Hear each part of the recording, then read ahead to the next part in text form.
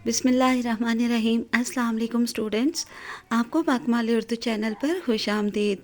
Students, हम जमात नाहम की उर्दू की नई मॉडल दरसी किताब में से असबाक की पढ़ाई कर रहे हैं और साथ ही साथ सबक मुकम्मल होने पर हम अल्फाज मानी, मरकज़ी ख़्याल और ख़ुलासा भी पढ़ रहे हैं।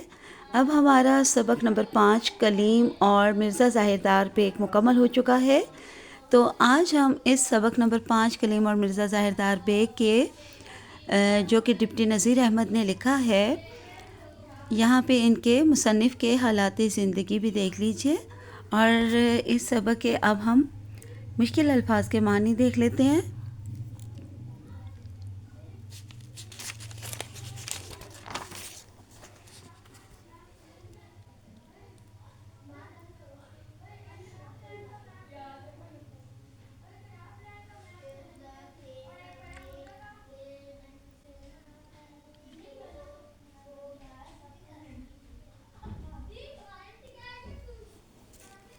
इस सबक के बहुत सारे मानी दिए गए हैं और बहुत सारे नए अल्फाज इस्तेमाल हुए हैं उर्दू के।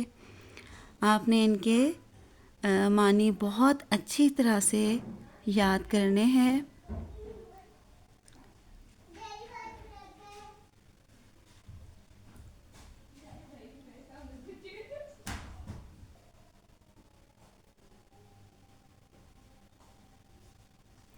अब हम सबक का मरकज़ी ख़्याल देखते हैं कि कलीम और मिर्ज़ा ज़ाहिरदार सबक जो है इसमें क्या बताया गया है।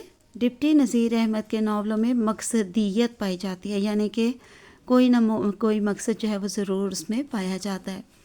वो नई नस्ल की इस्लाह चाहता है। उसका नावल तौबतुन नसू उसकी नुमाइंदगी करता है।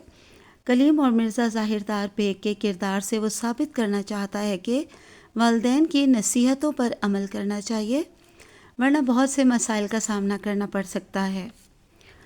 कलीम का किरदार इस हकीकत को वाज़ेह करता है। ज़ाहिरदार बेग के ज़रिए बताया गया है कि बाज़ लोग बड़ी डींगे मारते हैं, यानी बड़ी बड़ी बातें करते हैं और ज़ाहिर करते हैं कि माशरे में उनकी हैसियत बहुत बुलंद है, हालांकि हकीकत उसके ख़िलाफ़ होती है। अब सबक का ख़ुलासा देख लेते हैं। कलीम और मिर्ज़ा ज़ाहिरदार बेग की दोस्ती एक मुशायरा में शिरकत में से शुरू होती है। फिर देखते देखते वो गहरे दोस्त बन जाते हैं और मिर्ज़ा ख़ास तौर पर कलीम से मिलने अक्सर उसके घर आने लगता है। मिर्ज़ा अपना असली हाल यानी कि अपनी असलियत कलीम पर ज़ाहिर नहीं होने देता। जमादार एक बहुत अमीर आदमी और मिर्ज़ा ज़ाहिरदार बेग ख़ुद को उसका वारिस ज़ाहिर करता है। उसके दीवान खाना को अपना दीवान खाना और उसके महल सरा को अपना महल सरा ज़ाहिर करता है। कलीम जब घर से नाराज़ बाहर निकलता है तो उसे मिर्ज़ा ज़ाहिरदार बेग का ख्याल आता है कि वो उसके महल सरा में ठहरेगा। वो महल सरा का दरवाज़ा खटखटाता है तो काफ़ी देर बाद 2 लौंडियाँ बरामद होती हैं। तो कलीम उनसे कहता है कि मिर्ज़ा ज़ाहिरदार बेग को भेजो। वो लौंडियाँ पूछती हैं कि कौन मिर्ज़ा? कलीम कहता है कि जो इस घर के मालिक हैं। कलीम को पता चलता है कि उसका दोस्त मिर्ज़ा ज़ाहिरदार बेग जमादार से कोई ताल्लुक़ नहीं, बल्कि वो मिर्ज़ा बांके का बेटा है, जो एक नहायत गरीब आदमी है और वो छोटे से मकान में रहता है। कलीम बताए हुए पते पर पहुंच जाता है। मिर्ज़ा ज़ाहिरदार बेग नंग धड़ंग जांघिया पहने हुए बाहर आता है और कहता है कि मैं कपड़े पहनकर आपके साथ चलता हूँ। कलीम ने कहा, चलना कहाँ है, मैं आपके पास रहने आया हूँ और आज रात आपके साथ रहूँगा। मिर्ज़ा ज़ाहिरदार बेग उसे मोहल्ले की मस्जिद में ले आता है, क्योंकि उसके घर में तो इतनी जगह नहीं। ये एक वीरान मस्जिद थी। हज़ारहा चमगादड़ें इस मस्जिद में रहती हैं। हर जगह बीट पड़ी है।